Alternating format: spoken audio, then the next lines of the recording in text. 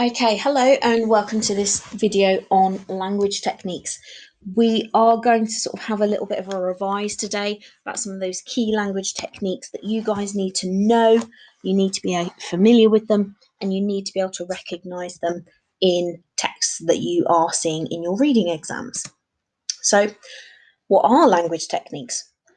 We keep seeing this word with this phrase. What is it? Language techniques are the sort of things that are going on within a sentence. So we're not looking at a text overall, we're drilling down into sort of sentences and phrases, and we're sort of looking at the words that the writer has used because the writer has used them on purpose. They're not just picking any old words out, they're using them for a reason, and that reason is to create an effect to help them achieve their purpose. So if they're trying to persuade you, or inform you about something, or simply share their views on a topic, there are certain strategies, if you like, there are certain techniques, ways that they can go about doing that. And these different sort of techniques, they have their own specific names. And for you guys, in terms of the reading, you need to be able to recognize these techniques that are being used in texts, and you need to be able to name them. So when you spot one, you need to name it and be able to say what's going on. When it comes to your writing exam, you need to be able to use some of these in your writing to help you achieve your own purpose. Some of the common ones that we've come across in class, we use this umbrella term, we use this name fear techniques to describe some of the techniques that we come across a lot. So these are the common ones that come up again and again and again in the text that we see in the reading exam. There are others, and I will mention a few today, but let's concentrate on the fear techniques for now.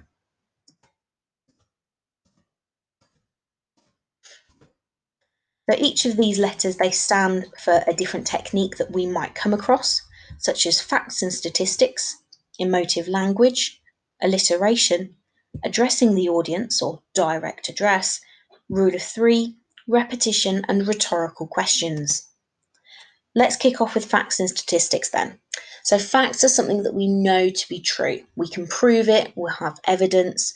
It might be a recording, a newspaper, or something that was written down, but we can prove it. Statistics are a particular type of fact that use numbers. So it might be a percentage, it might be a date or an amount, it could even be a probability. Let's have a look at an example. 1 in 5 young drivers will have an accident in their first year of driving. The fact that we've spotted numbers there in the example is always a good clue that you are looking at a statistic.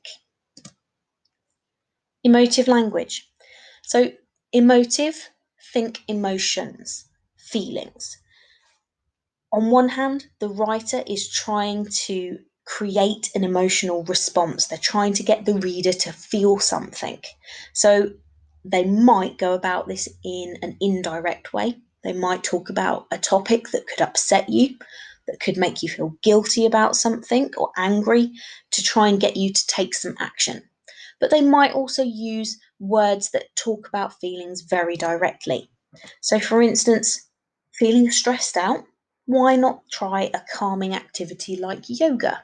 So, we've got two sort of key feeling words there, stressed and calming, both linked to feelings quite clearly.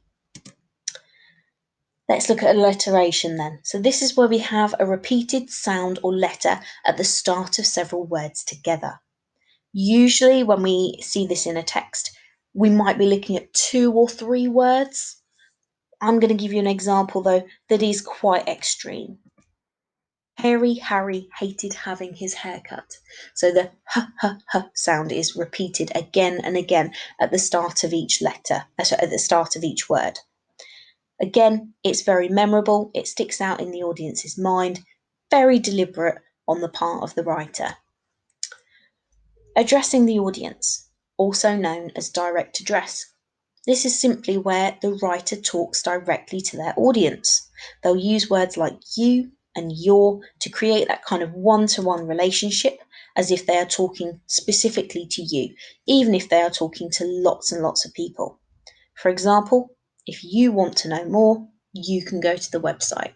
So even in the same sentence, we've got two uses of the word you. Rule of three then. So 3 words or phrases together within the same sentence.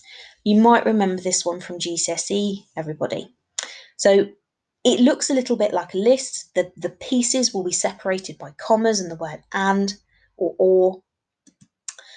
For example, you need to finish the reports, input the data, and file the invoices. It's one of those ones, it's a psychological thing. Our brains like the number 3. So where we use 3 things together in a sentence, it is more memorable. It sticks in our minds a little bit better. Don't ask me about the psychology because I really don't know it, but it's one of those things. Repetition then, usually we see this throughout a text, so the same sort of word or phrase or idea comes up again and again within the text. Sometimes we might see it within the same sentence or paragraph, where the same word or phrase is repeated. But again, either route, it is to emphasise that point or idea. For example, it was really, really cold. I'm sure you felt that way when we had the snow the other week.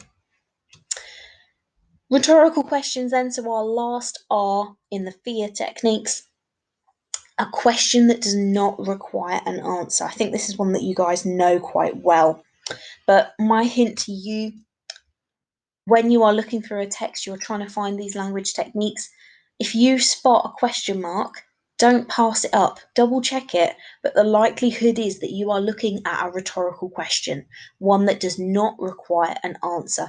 In order, it's used by the writer to get you thinking about things from a certain point of view. Very, very deliberate. For example, who wouldn't want to win $1 million?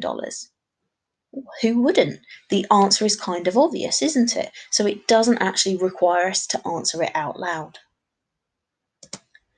So, other than the FEAR techniques, there are a few techniques that we ought to be looking out for and that we ought to be familiar with because they do come up a lot. Positive and negative language, similes, metaphors, commands, and first person.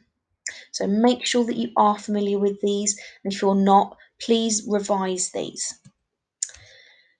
Positive and negative language. It sounds obvious, but writers do use both positive and negative words on purpose to try and get the reader to feel that way. So if they want you to be happy and cheerful about something, they're going to use happy or cheerful words. If they want you to feel negative and upset about something, they're going to use those kinds of negative, angry kind of words. So let's have a look at an example. For instance, the beautiful flower. That's a lovely adjective to describe people or objects. It's quite nice. We don't like the word nice, but it's a sort of a positive kind of word. Whereas a negative example might be the disgusting or even the word gross bin. So that's quite creates a yucky kind of image in our heads. Again, potentially it might be the smell, but those kinds of adjectives to describe the bin, they're very negative, aren't they? It's not creating a nice, happy picture in our minds. Similes and metaphors then. So usually we see these in descriptive texts. So for us, in terms of functional skills, we might come across parts of text that are descriptive, but we don't really come across fully descriptive texts such as stories and poems. We don't come up against those in the exam. But we might still see similes and metaphors. There are a whole host of other descriptive techniques out there, but these are the ones that we are likely to see in an exam. The others are more likely to be seen in GCSE texts, and as we said, sort of stories and poems and things. So these, the ones that we will come up against, such as similes and metaphors, they're both a kind of comparison, where we're saying that one thing is, compared to another. Similes is where we use the words like or as to compare. So for instance, we've got this man over here, he was as big as a mountain. We could also say he was like a mountain. And we're comparing one thing over on this side, which is the man, to another thing on the other side, which is a mountain, to kind of emphasize just how big that person is. Metaphors are slightly different. Instead of saying that something is similar to another thing, we are saying that they are the same thing. We've got two bits to look at, and we're saying that this thing over here is the same as this thing over here. For instance, if we were in the class right now, I could sit there and say, this classroom it's an oven, to try and emphasize just how hot I was finding the room. You'd probably disagree, and you know full well that a classroom is very different to an oven, but to try and emphasize the temperature that I was feeling, I could say this classroom is an oven. Bit of an exaggeration, but that's how metaphors work. We say that one thing over here is the same as another thing over here. It is that thing. Okay? Commands and imperative verbs. So an imperative verb, a verb is an action word, isn't it? It's a doing word. And when we see these kinds of verbs that are bossing us around and telling us what to do, they are called imperative verbs or commands.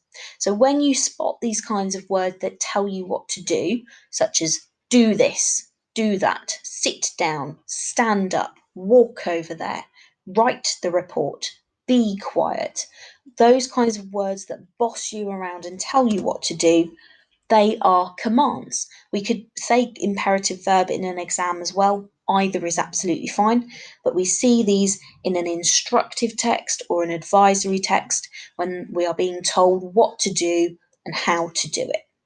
Okay? Use of the first person then. So quite often a writer will talk about themselves. They'll use the word I am, or I'm, which is a shortened version of I am. So when they use this, they're talking about themselves. Again, very deliberate, because they might be trying to share their personal experiences to, inform you or convince you. So for example, we have Sheldon there from The Big Bang Theory.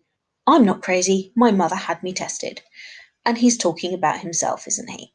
Which, to be fair, he always does.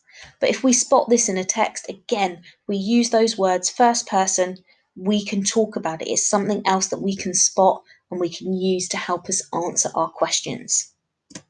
So, to be fair, it's over to you guys now. You need to practice these, you need to revise these, you need to learn them and know what they are. And it might take a few viewings of this video, it might take some practice with some activities on Learn, but you do need to learn these and be able to spot them in exams. So now it's over to you guys.